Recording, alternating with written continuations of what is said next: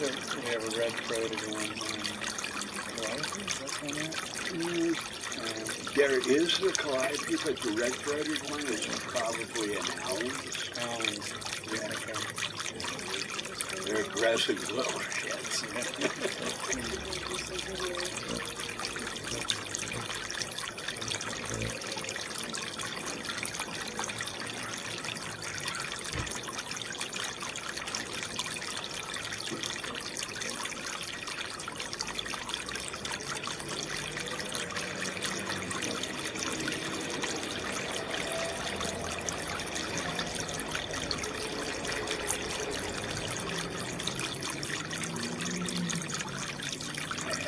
Anna's females here, but not Anna's males. Really? Why is that? There's too many other birds, and the Anna males are very aggressive, and they start fights. And with the hummingbirds, if he starts a fight and wins, it's next guy up. You got to take them all one at a time. And they never let up on you. So the females are here because they can use feeders and get along with the others. And the males come over to get them with eggs. And then they leave. So the males tend to be more solitary? Well, all of them are solitary. When they leave the nest, they are not nurtured. They are born knowing when to leave and where to go on migration. And they migrate alone. How far would they migrate? Well, the Costas, for instance. The what? The Costas. Okay, the Costas, they kind of like go up and down the southwest. Right now they'll be all into like Mexico and the coast, and then in the summer some of them will migrate north, but they only go like to Big Bear. Oh, that's all. Okay, only for something this small, that's a long way. Well, no. But they fly. The Calliope hummingbird, okay, it was the smallest bird in North America. Right now they're in the Yucatan. After the equinox, they'll start leaving Yucatan and they'll go to British Columbia, Washington, Oregon. The rufous right now are in Oaxaca and Chiapas. And they will, they'll be leaving there to go to Alaska. Because being only in the daylight, the long twilights up in the north, they can freeze. And then they want to get close to the equator just to get the time to get enough to eat. Because short days don't reduce their caloric demand. And they can fly quite fast, can't they? Oh yeah. On a power dive, like when they're doing their mating rituals, they can reach 75 miles an hour. And they have a third eyelid that works like a goggle. That's amazing. Oh, they're fascinating. Their heartbeat is so fast that their blood works like a gyroscope.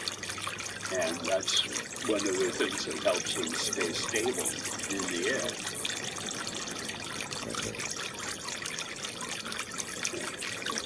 Every beat of their wings is also a respiration. Yeah. And it's how much per second how many beats do you know? Yeah. Unbelievable. and they're breathing at 80 breaths per second. Yeah, their metabolisms are insane. I wonder what it's like, their level of consciousness when they say like ours would seem like we're at 1/100 speed. They must be living at this level of consciousness 100 times faster. They have phenomenal sense of orientation to place. There are the migrators like the rufous and the allens and the calliopes and some of the others that I see twice a year during the migration because they stop here. And some of them make a point to be seen by me. They want me to know that, hey, we stopped here. Yeah. Now the calliopes don't. They are shy and elusive. In 8 years of feeding hummingbirds, I've gotten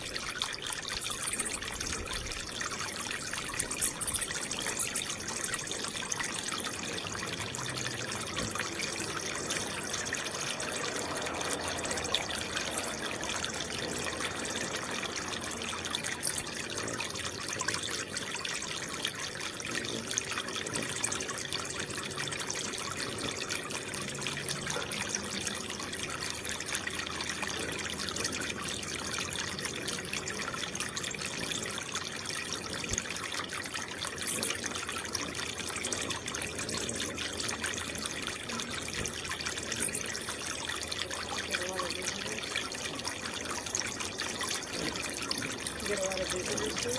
sometimes I get there are a lot of people that are busy jogging or busy on their phone or into their music, and they just walk by.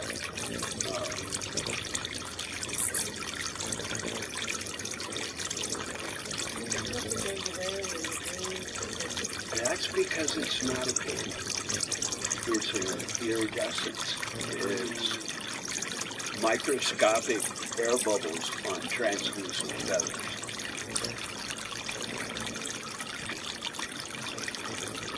And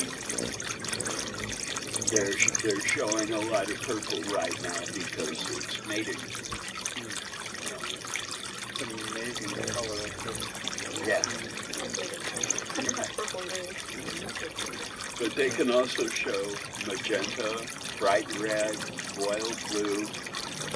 Sometimes watching them in direct sun, it's like a kaleidoscope. In the same area, all the different colors, the same feathers.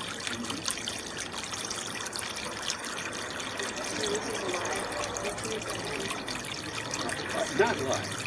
So we can go and look at it. Yeah. We just saw you went and looked at it and got back outside.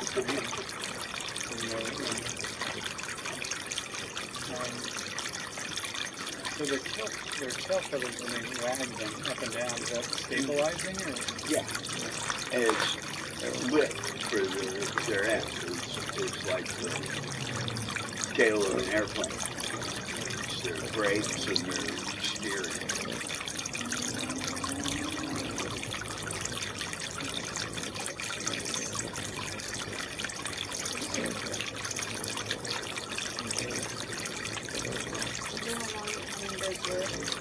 Around 9 years.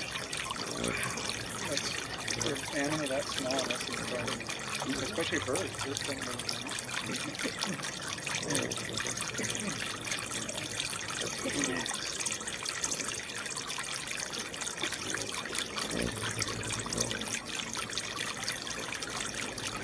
they can have strokes, they can have heart attacks. Well, because everything's going so fast. A little pin can really have an impact. They can starve to death in 2 hours.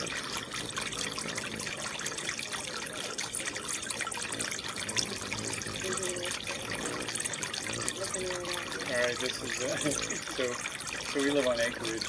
Okay. And I go outside to pee. If I could just stand right next to the toilet, I'll still walk outside to pee. Because we don't have neighbors you can see really. Yeah. And I just prefer it. Yeah, me too. And hummingbirds will see the stream and come up and check it out. Mm-hmm. And it's like, no. Don't drink. don't drink, but they'll check it out. They'll think it's,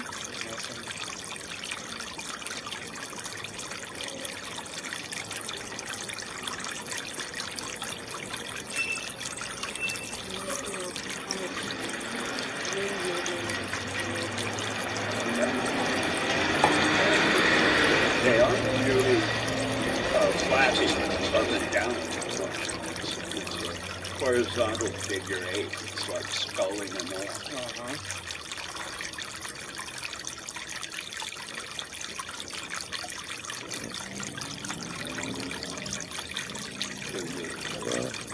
Spanish first sent reports of hummingbirds back to Spain. They were not believed. They don't have them in Spain. They don't have them anywhere but this hemisphere. Is that right? Yeah. You read that. There's like 380 different species of hummingbirds. We get 24 of them up here. The rest of them are in Central and South America. We have to send a video to Keith. Yeah. If we had a good camera, we could maybe get a good version of it. You know Bolinas? You know Bolinas, little town? Are you from Cal? Are you from the Bay Area originally? From all over, but Okay. I did my celebrated blue period in San Francisco. Okay. There was a transition between Reagan being governor and then like president, and I was going, well, at least I don't have to throw my impeach Reagan bumper sticker away. So my friend lives in Bolinas, in a tiny town, and he's a bird artist. And he's very famous, and he does stuff for National Geographic. And he has a studio right in Bolinas, and he leads tours. I think he might be leading a tour right now. He's going to go to, I can't remember his schedule, but he's going to go to Mexico, Yucatan. His wife is Mayan. And then he's going to go to Colombia. And he leads people on bird tours. And of course he loves the hummingbirds. So we'll have to send you some videos. You will love it.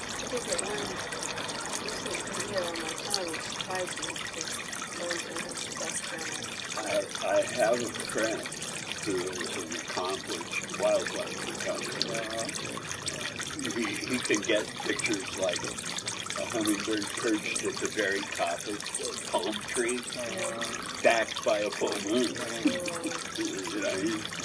He'll drive hours and spend time putting together one shot. Have to be patient. He loves to come here because they don't care. You could just sit in that chair and take hundreds of photos.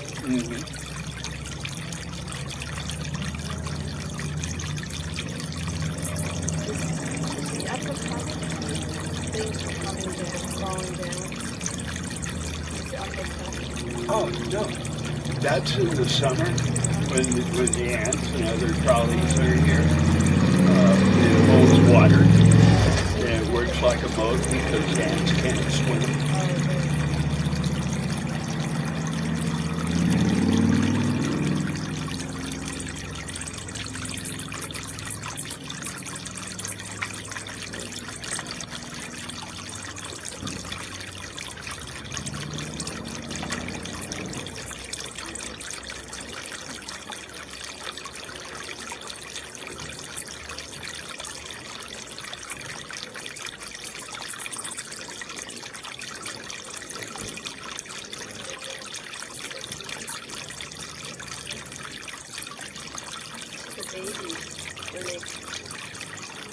how big are they before they start coming out?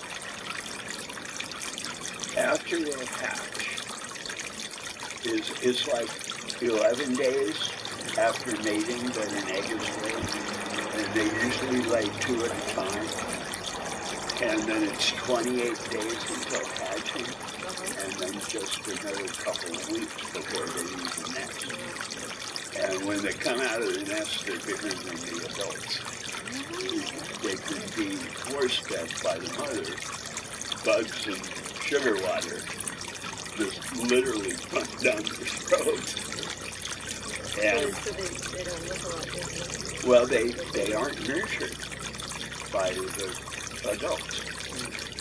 As soon as they leave the nest, they are pretty much on their own because the mother has to replenish her own self. She can sacrifice up to 25% of her body weight to a couple of babies.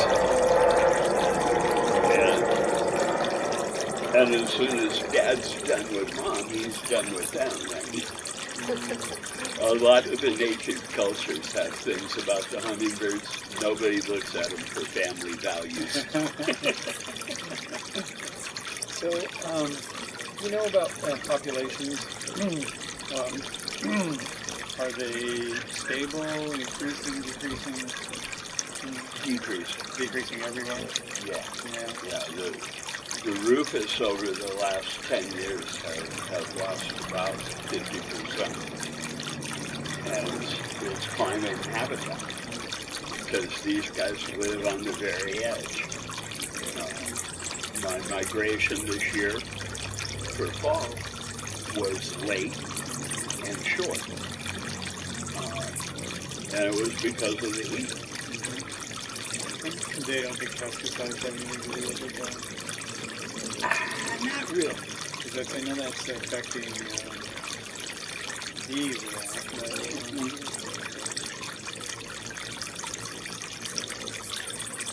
Probably because their flowers are native flowers for the most part, so they're not getting as much pesticide exposure. Well, the bad one was DDT. That almost wiped out a whole lot of birds. And nobody cared until the eagles started getting sick because Americans are barbarians.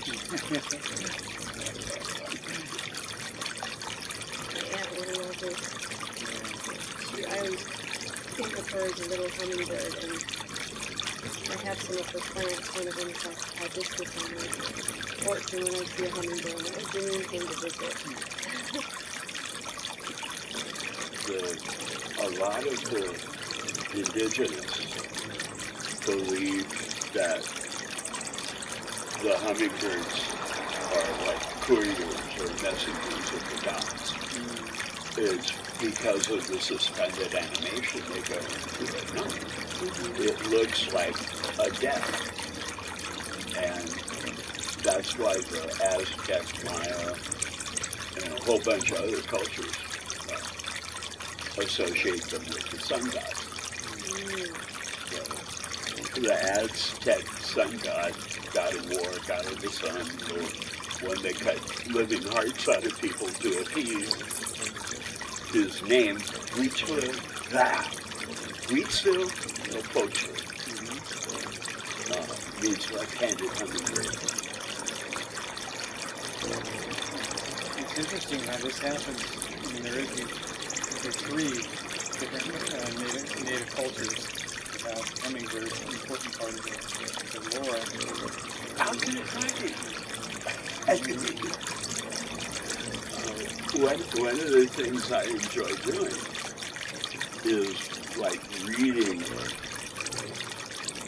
some of the mythology about them, or mythology or theology about them, and then try and figure out the scientific basis for it. Because, I mean, it's an unusual thing. A bird that can fly backwards.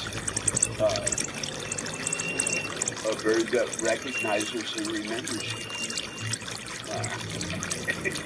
And they are absolutely wild. They cannot tolerate confinement or capture for any length of time.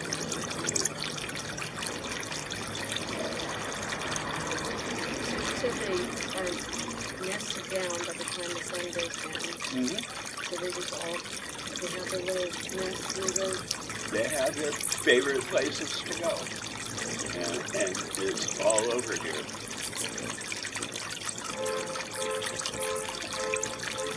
Poking around and feeding. Yeah. It's funny, I've been places like in a forest, and I can hear hummingbirds even if I don't know the tune. But it's buzzing. Because of the mating season, the cosmos and broadtails are being especially loud. It's hey, look at me. Hey.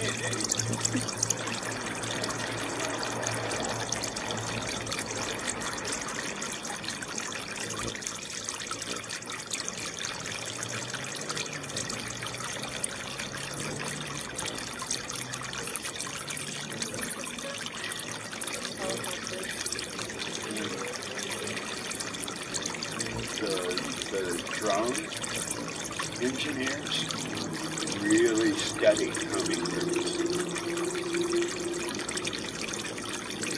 You said they have the Sterling like figure 8. The new Dune movie, they're something copters. They fly like hummingbirds. Mm-hmm. Have you seen those movies? Yeah, it was more dragonflies. Like dragonfly, yeah. Yeah. But I wonder. Yeah, that's right. They're more like a dragonfly. But yeah, I don't think it's no emotion like this. You're right. No. And I could, like, just watching them, I can understand why people want to assign, like, supernatural, otherworldly powers to them. Absolutely. Because they do things nothing else can do. Yeah. So a couple more questions. There's like a good 1,000 of them, but Sure. So they must occasionally get blown to Africa or Europe or never. Just odd one. Here in Columbus, Magellan, Vasco da Gama, all those guys sailed in the same direction on Earth for a reason. Yeah. Currents and winds take you there. Right. Okay. I mean, if you want to find Hawaii by sail from Los Angeles, you leave San Pedro, and half a day after you pass Catalina, you put up every piece of cloth on the boat, patch the westerlies, tie it off, and wait because it'll take you right to Lahaina. Right. Well, I guess they couldn't survive. They wouldn't have anything to eat if they were blown across the ocean. Yeah. And you could say they 2 hours. Well, they can, when they migrate, they fatten up, so they can do things like cross the desert or the Gulf of Mexico in one hump. They cross the Mojave in one hump. The ones going north that leave here